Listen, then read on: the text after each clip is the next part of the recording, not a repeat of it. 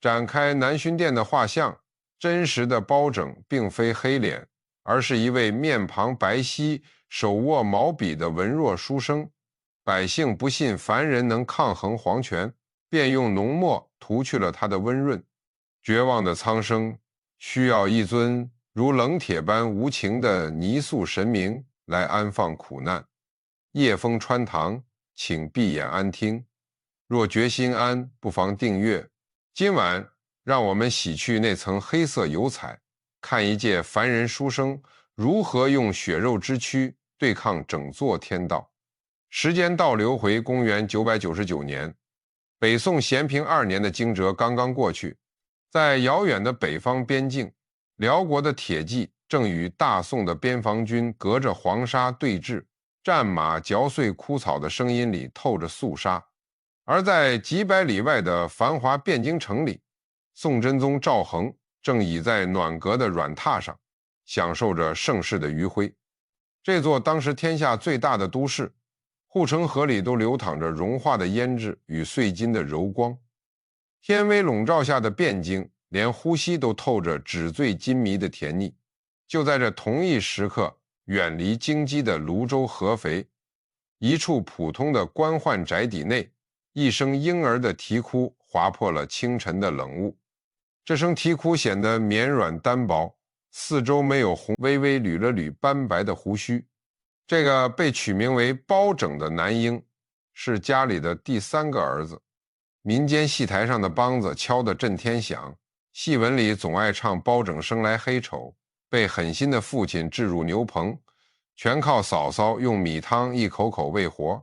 这固然契合了世人对苦难浇灌出英雄的执念，但历史的真面目往往褪去了浓烈的油彩。真实的包拯不仅不是弃儿，反而从小安安稳稳地坐在飘满沉水香的内室里。他不用赤着脚去泥泞里放牛，也未曾尝过腹中擂鼓的饥饿。童年的岁月是在父亲戒尺的敲击声与四书五经的油墨味中缓缓流淌的。那时的科举之路是天下男儿唯一能爬上庙堂的独木桥。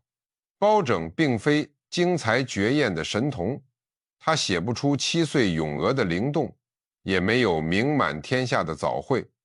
砚台里的素墨干了又添，窗外的寒蝉叫了又歇，他只是沉默地背诵着圣贤留下的竹简。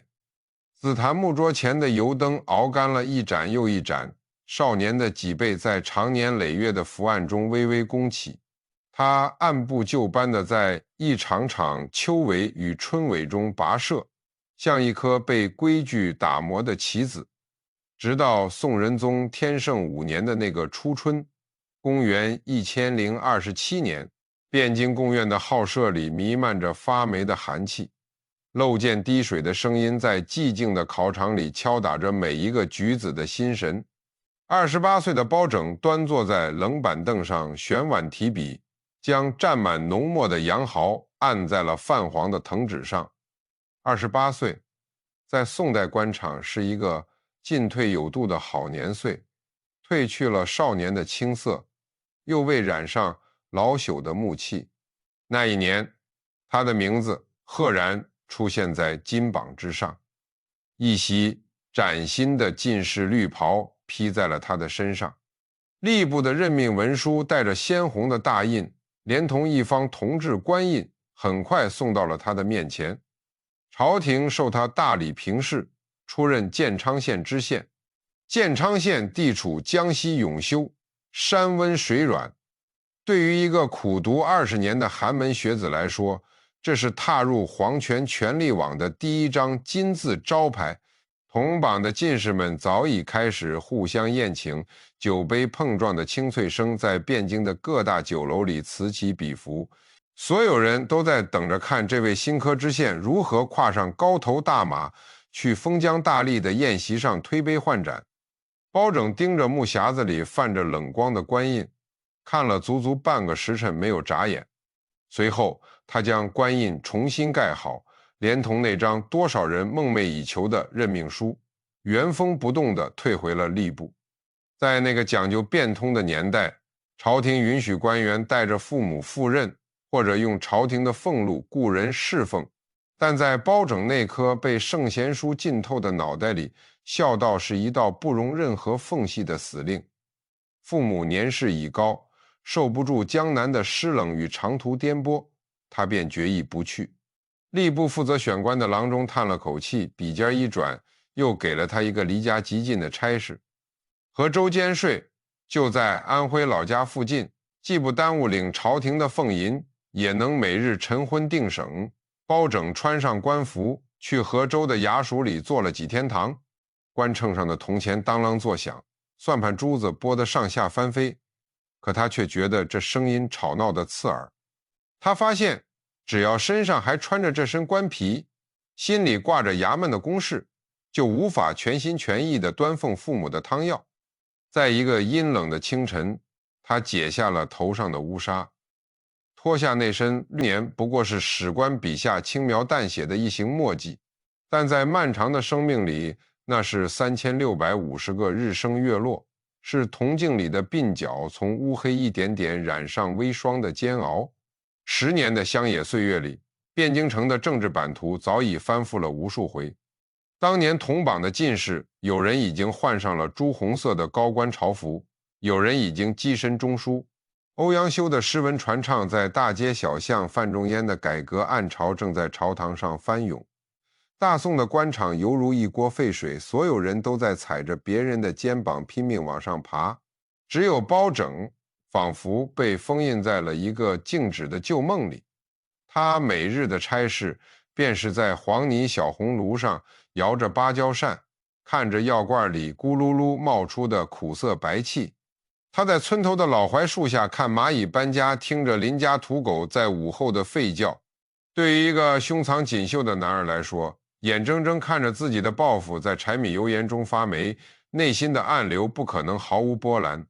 他在无数个深夜独自站在院子里，仰头看着被云层遮住的冷月，手指死死抠着斑驳的树皮。他将那些不甘与野望连同药渣一起生生咽进了肚子里。这10年的代价太过沉重，却也是命运为他安排的最残酷的淬炼。如果当年去做了那个县官，他大概会在这口大染缸里学会迎来送往，学会看上官的脸色行事，学会在奏折里写几句滴水不漏的漂亮话。但他留在了最底层的泥土里，他亲眼看着衙门里的税吏如何踹开邻家老汉的木门，把最后半袋口粮抢走。他亲耳听见衙役手中的水火棍打在交不起绢帛的农人脊背上，发出沉闷的血肉碎裂声。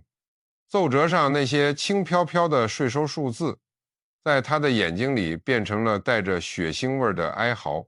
10年的锋刀双剑，将儒家经文中那个虚无缥缈的道一寸寸钉进了他的骨血里。一个连10年大好仕途都能眼都不眨直接扔掉的男人，世上还有什么东西能收买他金银财宝美妾良田？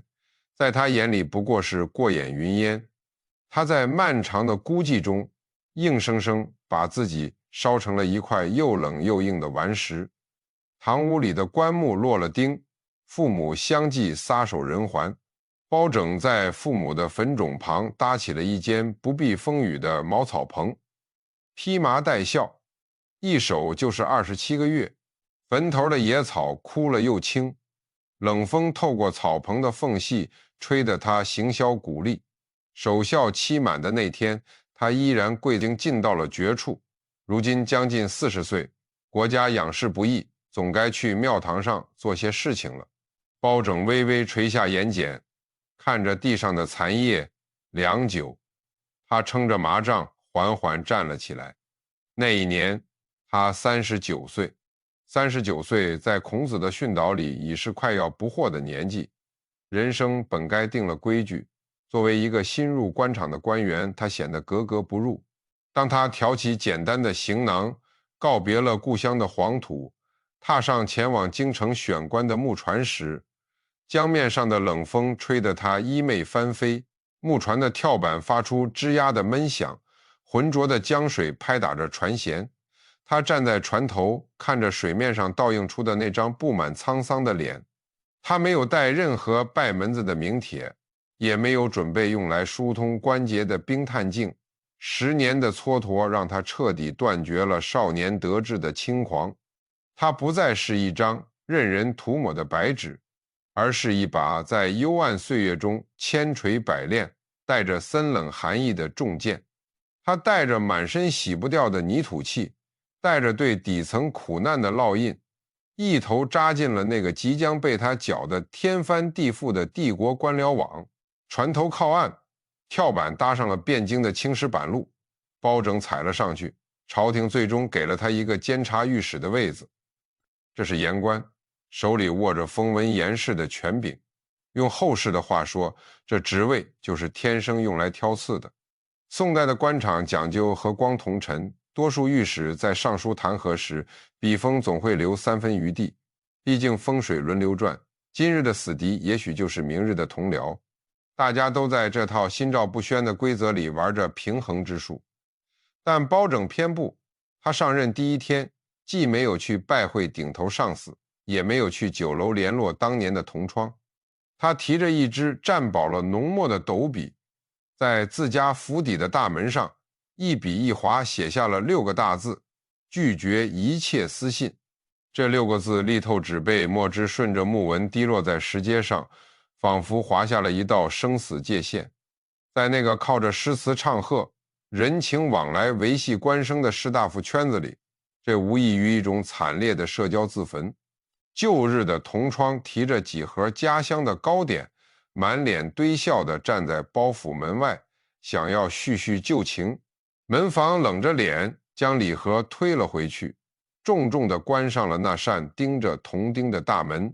寒风卷起地上的落叶，打在铜窗的官靴上，只留下长久的难堪与错愕。包拯把自己活成了一座与世隔绝的孤岛。他深知皇权之下的腐蚀往往就是从一封温情的家书、一盒并不起眼的土特产开始的。只有将所有的退路全部封死，当他的刀劈向当朝权贵时，手腕才不会有丝毫的战栗。汴京城的权贵们很快嗅到了空气中不同寻常的血腥味儿。包拯的弹劾奏章像漫天的冰雪，接连不断地飞向宋仁宗的御案。从手握重权的转运使到封疆裂土的大吏，只要被他闻到一丝贪腐的气息，那支羊毫笔就会变成杀人的刀。在这些令人窒息的朝堂交锋中，最能体现他那如疯狗般咬住不放性格的，是他与酷吏王奎的死斗。王奎不是个庸才，他理财的手段极其高明，能为朝廷敛来大笔的赋税，但他手段狠辣，对百姓敲骨吸髓，手底下的冤魂不知反几。在许多朝廷大员的逻辑里，王奎是一把带毒但好用的刀，大宋的国库需要他。但在包拯的眼睛里，善恶之间没有攻过相抵的模糊地带，恶就是恶，毒疮就必须剜除。第1次弹劾的奏章递上去，犹如泥牛入海，皇帝留中不发。第2次奏章上的言辞更加冷硬，皇帝依然按住不表。一场漫长的君臣拉锯战在无声中展开，朝堂上的气氛一日比一日压抑，大臣们低垂着头，连大气都不敢出。到了第7次上书的那个深夜，包拯坐在孤灯下，灯芯的爆裂声在静谧的书房里分外清晰。他的手腕悬在半空，笔尖重重落下，写下了一句让整个庙堂震颤的决绝之语：以若不罢免王奎，臣即刻辞官归乡，永不涉仕途。他将自己的乌纱帽连同政治生命全部压在了这张纸上。这不是在进谏，这是在跟端坐在龙椅上的天子撒泼豪赌。最终宋仁宗在那股逼人的寒气面前妥协了。朱笔一挥，王奎黯然落马，包拯的名字成了一道悬在百官头顶的催命符。但真正惊心动魄的死局还在后头。张尧佐是后宫张贵妃的亲伯父，张贵妃正是宋仁宗心尖上的宠儿。为了博美人一笑，皇帝动了心思，想给这位毫无建树的伯父赏一个宣徽使的高位。在皇权至上的年代，天子给自家人封个官，不过是心照不宣的潜规则。早朝的钟声敲响，大殿内香炉里的瑞脑香升腾起淡紫色的烟雾。当仁宗在御座上刚刚流露出任命的口风时，殿内的空气瞬间凝固了。以包拯为首的言官们炸开了锅，但在群臣的轮番劝阻中，包拯的情绪最为激烈。他突然从朝班中跨出一步，官靴踏在金砖上，发出一声沉闷的脆响。他没有停下，而是踩着台阶，一步步逼近那张象征绝对权力的龙椅。他的声音在空旷的大殿里回荡，语速越来越快，声调越来越高，完全撕破了君臣之间该有的体面与距离。周遭的大臣们惊恐地瞪大了眼睛，冷汗浸透了他们绯红色的官服后背。老太监手中的拂尘微微发抖，连呼吸都停滞了。包拯挥舞着宽大的袍袖，双目圆睁，胸膛剧烈起伏。在一段激昂到破音的痛斥中，他口中的唾沫星子随着气流飞溅而出，竟然直直地越过御案，喷溅在了宋仁宗赵祯那张天威难测的脸上。大殿内顿时死寂无声，连漏溅滴水的回音都听得真切。所有人的腿肚子都在打颤，仿佛已经看到了金瓜武士将包拯拖出去乱棍打死，血溅当场的惨状。这已不是简单的直言进谏，而是对封建皇权最直接、最粗暴的物理践踏。时间在这一刻仿佛彻底停滞，千百双眼睛死死盯着御座。宋仁宗没有说话，他微微眯起眼睛，看着眼前这个因激动而喘息的白面书生。殿内的死寂沉重的犹如一块巨大的铅板，压在每一个人的脊梁上。宋仁宗缓缓抬起穿着明黄色龙袍的手臂，宽大的袖口在死寂的大殿里发出一声沉闷的摩擦声。他没有去换带刀侍卫，也没有摔碎案头的镇纸，只是用丝滑的袖口一点点擦去龙颜上的唾沫。擦拭的动作缓慢而僵硬，却让阶下的群臣把头埋得更低了，连大气都不敢喘。就在所有人都以为雷霆之怒即将降临时，宋仁宗却生生咽下了这口气。他没有打断包拯已经沙哑的咆哮，而是如同泥塑般端坐在九五之尊的椅子上，硬着头皮听完了那些刺耳的训斥。最终，那道封赏张耀佐为宣徽使的旨意，硬生生被天子自己收了回去。退朝的靖边声在单人上甩响，百官如蒙大赦般退出大殿，后背的冷汗早已将朝服透回到后宫的深邃院落，宋仁宗的脸色才终于沉了下来。雕花的紫檀木门被重重撞开，还在暖阁里等着伯父升官喜讯的张贵妃迎上前来，却撞见了一张铁青的帝王面孔。憋了一肚子邪火的天子大发雷霆，指着贵妃的鼻子发出一声怒吼。他咬着牙质问：你只知道要宣徽使，难道不知那个包拯在当御史吗？他的唾沫星子都喷到朕的脸上了。这一幕荒诞的君臣博弈被后世写进书本，当作刚正不阿的孤立反复传唱。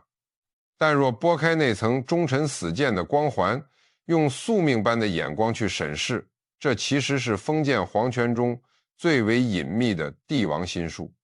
包拯那柄刚硬的利刃，全靠宋仁宗这团揉捏成型的棉花在托底。倘若坐在龙椅上的是个暴君，这等大不敬的举动足以让包拯身首异处，九族流放。仁宗退让的并非包拯这个人，而是他身后那个名为儒家纲常与天下悠悠众口的庞然大物。天子心知肚明，大宋的江山不能仅凭帝王的喜怒来治理，总要有人来测试帝国良知的底线。擦去唾沫的那一瞬间，宋仁宗也擦去了皇权不可一世的傲慢。经此一役，包拯的名字彻底响彻了汴京城的每一个阴暗角落，权贵们开始像躲避瘟神一样躲着他。他们忌惮的不再是包拯手中那点微末的言官权力，而是这种动辄与天子玉石俱焚的疯子行径。他成了一座孤岛，一个让贪官污吏在警备中都会惊醒的符号。可每当夜幕低垂，汴京城的灯火逐渐熄灭时，独自坐在书房孤灯下的包拯，只有墙上的单薄剪影与他作伴。为了做一个纯粹的执剑人，他将自己身边的温情剥离得干干净净，这是清醒的代价。岁月在漏壶的滴水声中缓慢流淌，不觉间来到了嘉佑元年，即公元1056年。这一年，包拯已经58岁，两鬓早已斑白，拿笔的手背上爬满了岁月的青筋。放在寻常人家，这已是含饴弄孙、颐养天年的岁数，但天道宿命似乎偏爱开玩笑，硬是在他人生的暮年，将他推上了那张让他名垂千古的交椅。朝廷的皇陵调令送到了他的案头，4个黑底大字力透纸背，全知开封府。在大宋的官制规矩里，全知2字带着代理与暂代的意思，并非正正经经的实授。然而在天子脚下的政治版图里，这方官印的分量重得足以压垮寻常官员的脊梁。开封府不仅仅是汴京的府衙，更是这庞大帝国最繁华也最藏污纳垢的心脏。这里住着盘根错节的皇亲国戚，也挤满了百万升斗小民。府衙外的每一寸青石板下，都可能埋着通天的人情世故。历任坐在这个位子上的人，要么是将其当作乐声中枢的镀金跳板，要么懂得和光同尘，赚得盆满钵满。只要稍微闭上一只眼，这里漏下的金银财帛足够子孙后代挥霍几辈子。但包拯来了，他带着那份近乎残忍的道德洁癖，像一块砸进深渊的冷铁。他在开封府的任期短得令人错愕，满打满算不过1年零3个月，区区400多个日夜。可就是这转瞬即逝的岁月，却在华夏的比阎罗殿还要森冷。包拯看透了这套吃人的把戏，他下达了一道让整个京师衙门震颤的死命：废除排司，大开正门。这不是一句空洞的口号，而是物理意义上的彻底敞开。府衙外那2扇常年紧闭、只迎贵客的朱红大门，在沉重的摩擦声中被衙役缓缓推开，门轴的嘶哑声惊飞了檐上的宿鸟，晨光毫无阻碍地倾泻进来，照亮了堂前青黑色的地砖。门外是熙熙攘攘、衣衫褴褛却不敢迈步的百姓，门内是端坐在公案之后、神色冷峻的包青天。当第一个被豪绅逼得走投无路的老农战战兢兢地跨过高高的门槛，发现周遭竟真的没有胥吏阻拦索贿时，他扑通一声跪倒在冰冷的地砖上。老农双手高举着浸满血泪的诉状，额头刻在青石板上的声音成了打破这黑暗铁幕的序曲。这道裂缝一旦撕开，庞大官僚体系中那堵无形的敛财高墙便轰然倒塌。这一招釜底抽薪，直接绞杀了所有差役上下其手的敛财空间。包拯将自己逼成了大堂上唯一且直接的裁决者，惊堂木拍下的清脆响声成了权贵们耳畔最催命的丧钟。汴京城的街巷市井间，开始像长了翅膀一样飞传着一句带着几分可怖气息的民谣：关节不到，有阎罗包老。关节，那是官场里用来疏通权势与金银的隐秘暗门。老百姓在传唱这句歌谣时，眼底透着一股被压抑许久后的报复快感。那些平日里靠着门第横行无忌的达官显贵，在这座府衙里再也讨不到半分便宜。百姓用阎罗王来称呼他，只因在古老的阴阳信仰里，阎罗殿前不问出身，不讲情面，也绝不收阳间的买路钱。那是一种带血的、绝对冷酷的、毁灭性的公正。可化身阎罗的代价是彻底斩断属于活人的那一抹温热。在执掌开封府的日子里，包拯连一个能坐下来喝口清茶的友人都没有。若有人提着食盒拜访，他会眯起眼扫视其中是否藏着银票；若有同僚赠送书画，他会怀疑卷轴里裹着求情的信笺。当黄昏的暮鼓敲响，衙门的朱门缓缓合上，老人的身躯才会在灯影下拉出一条疲惫的斜长黑影。他独自坐在后堂的冷板凳上，听着窗外的夜风穿过光秃秃的树丫，没有勾栏瓦肆的笙歌，没有推杯换盏的逢迎，陪伴他的只有鼻尖萦绕的旧案卷的霉味。他当然也会想起远在合肥故土的荒冢，想起年少时同窗递来的一方热帕子，但只要这身官袍还穿在身上一天，他就只能做那尊挂在堂上的冰冷泥塑，水至清则无鱼。他这潭清可见底的死水，让整个大宋官僚集团都感到了深深的窒息。满朝文武如坐针毡，他们在暗地里咬牙切齿，却又不敢越雷池半步。他们怕的不是那个暂带浮饮的虚闲，而是包拯身上那股仿佛随时会拉着所有人一起下地狱的死志。这其实是大宋朝最为荒诞的悖论。包拯一生将律例奉为规权，奏书里字字句句不离大宋法条，堪称最纯粹的守法之臣。讽刺的是，因为他太过刚正，他反而成了这座帝国人至巅峰的图腾。汴京的百姓不再相信白纸黑字的律法条文，也不再信任层层设防的官衙制度，他们只认准了堂前那个两鬓斑白的老人。包老在，青天便在，若是包老咽了气，头顶的青天也就跟着他了。一个拼尽全力想要维护法度尊严的人，最终却让法度成了一纸空文。因为万民皆看懂了律法是死物，唯有圣人才能镇得住作祟的妖鬼，对青天大老爷的狂热崇拜，恰恰映照着封建世道里令人绝望的苍凉底色。人间寻不到说理的去处，才不得不祈求九幽之下的阎罗降临阳世。1年多的时间里，包拯像一台不知疲倦的碾盘，将积压成山的陈年旧案一桩桩碾碎。他的老眼越发浑浊，咳嗽声在冬夜的公堂上越来越频繁，那是生命力在透支燃烧的灰烬。命运的流转总是出人意料。当开封府的交接文书盖上大印，许多人以为这位老臣的戏份该谢幕了，但天子手中的朱笔再次勾勒出了一道更加沉重的枷锁。朝廷的新任命下达，包拯调任三司使。在北宋的官制版图里，这个位子又被称为纪相。大宋帝国的盐铁杜支、户部三司全盘压在了他的肩头。一个一辈子视金银如粪土、清贫入骨的孤臣，硬生生被按在了天下最有钱的钱袋子上。每天清晨睁开眼，等着他的不再是浸满血泪的状纸，而是堆积如库房的各路账册。断案只需一刀切下，分明黑白，理财却要在成千上万笔烂账里寻找续命的生机。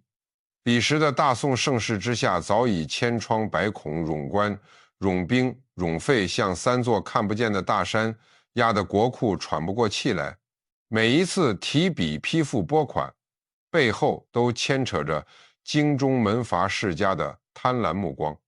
有人来讨要边军的军饷，有人来索取修筑皇家园林的花销，每一笔烂账里都藏着吃人的虫蛀。在这个位子上，包拯连起了朝堂上的咆哮。他不再拔剑四顾，而是安静地坐在堆积如山的账簿后，枯瘦的手指拨弄着算盘珠子，发出单调的哒哒声。他大笔一挥，将那些强加在百姓头上不合规矩的苛捐杂税一条条抹去，像个抠门的掌柜，死死捂住大宋漏风的家底。那些习惯了国库放水的皇亲国戚，惊悚地发现，想要从这位新任纪相指缝里抠出一文冤枉钱，比登天还难。这种沉默而绵长的对抗，如同钝刀子割肉，一直持续到了嘉佑6年。这一年，包拯63岁。皇帝看着国库渐渐丰盈的账面，再次降下恩旨，提拔他为枢密副使。枢密院掌管天下兵权，正二品的大员距离宰相之位仅有1步之遥，这已是文臣难以企及的巅峰。荣光的背后却是残烛将息的死气。包拯太累了，从28岁那场春闱算起，再到39岁步入这修罗场，他这把弓一直绷到了极致，从未有过片刻松弛。他的精神或许早已在天道中铸成了不灭的铁壁，但那具凡人的肉身终究熬干了最后一滴精血。嘉佑7年，公元1062年的初夏，汴京城的柳絮在护城河的暖风中肆意翻飞。枢密院的直房里，阳光透过窗棂洒在案头的卷宗上。正在提笔批阅公文的包拯突然感到一阵摧枯拉朽的眩晕，羊毫笔从指尖滑落，在洁白的宣纸上开一团漆黑的墨迹，没有天降陨石的异象，没有狂风骤雨的哀嚎。这位让贪官污吏胆寒了一辈子的铁面老臣，就这么直挺挺地倒在了公案前。噩耗传出，满朝震惊。宋仁宗连下几道急旨，指派太医院手带着宫里最名贵的药材赶赴包府。在那个雷霆雨露皆是君恩的年月，皇帝赐药是足以让臣子叩头流血的天大恩光，可御医手中的金针终究叫不醒一个油尽灯枯的灵魂。短短13天后，包拯在汴京那座并不宽敞的宅邸里停止了呼吸，享年64岁。他走得极静，就像一截燃尽的烛芯，在夜风中微微一晃，便归于了永恒的黑暗。故事最为震撼的篇章，恰恰在他闭眼之后才缓缓展开。当礼部的官员带着内监跨进包家大门，准备清点遗物以定丧葬规格时，眼前的景象让见惯了金玉满堂的官员们如遭雷击。这位官至枢密副使、执掌过大宋天下钱粮的老臣，宅子里竟然找不出一丝值钱的物件。昏暗的库房被推开，没有成箱的黄白之物，没有名家字画，只有几口发霉的破木箱，装着穿得发白起毛的旧官服和一堆翻烂的圣贤书。在这个3年清知府10万雪花银的贪腐世道里，汴京的高官哪个不是姬妾成群，豪宅连云？包拯这惨烈的贫寒，像一记响亮而沉闷的耳光，狠狠抽在了所有前来吊唁的官员脸上。天下的金银从他指尖流过了千百万两，却没有一抹碎银敢沾染他的衣袖。这种穷酸在此刻化作了比皇权还要威严的压迫感，压得在场之人连头都抬不起来。在清理书房的角落时，人们搬开杂物，摸到了一块冰冷刺骨的石碑，这是包拯生前亲自寻来石匠一锤一凿刻下的家族遗训。借着微弱的天光，石碑上的37个字露出了森然的真容。这大概是华夏几千年历史中最绝情、最冷酷的一纸遗书。后世子孙仕宦，有犯赃滥者不得放归本家，亡廪之后不得葬于大厂之中，不从无志，非无子孙。每一个字都像是一柄淬火的钢刀，散发着让人心惊肉跳的寒意。只要包家后人敢伸手拿一文赃钱，活着不许认祖归宗，死了也不准埋进祖坟。这不是长辈临终前的絮语，而是一个看透了封建官场吃人本质的族长，用血肉之躯在绝境中筑起的最后一道铁壁。他太清楚人走茶凉的皇权定律，活着时他能用威望镇住贪欲，闭眼后谁来抵挡这名立场的大染缸，他自知无力倒转乾坤，洗清天下的污浊，但他必须死死盯住包家子孙的命门。这块厚重的青石碑最终被死死嵌在了合肥老宅的青砖墙里。他向整个世道甩下了最后的判词：生前是一块无法融化的寒冰，死后也要化作一块硌碎贪欲的铺路石。嘉佑7年的夏末，漫天的白色招魂幡遮蔽了汴京的日头，灵车木轮发出单调的碾压声，缓缓向着泸州的方向驶去。沿途送行的百姓密密麻麻地跪伏在街道两侧，磕头与哀嚎的声音连成一片，震碎了天际的流云。宋仁宗破例追赠他为礼部尚书，赐下了一个沉甸甸的谥号——孝肃，孝守本心，肃正朝纲。这2个字算是天子对这把利剑最后的低头。公元1062年，包拯的肉身永远融进了合肥的黄土之中。但在华夏大地的幽冥信仰里，属于那个凡人书生的命数刚结，属于神明的漫长剧本才刚刚翻开第1页。从他咽气的那一刻起，那个肤色白皙、面容清深的儒生便被悄然抹去，换上的是一个额顶弯月、面如黑炭的将士阎罗。故事讲到这里，深宫大院的烛火已尽，那层神话的黑色油彩被我们轻轻刮落，漏壶里的水滴得慢了，世间的权谋与贪欲，且让他们留在那些发黄的史书里积灰吧。请放松你的肩膀，让呼吸随着夜风渐渐平缓。在这个万籁俱寂的深夜里，愿你也能借走那轮孤清的弯月，照彻梦里的迷雾。晚安，祝你一夜好眠。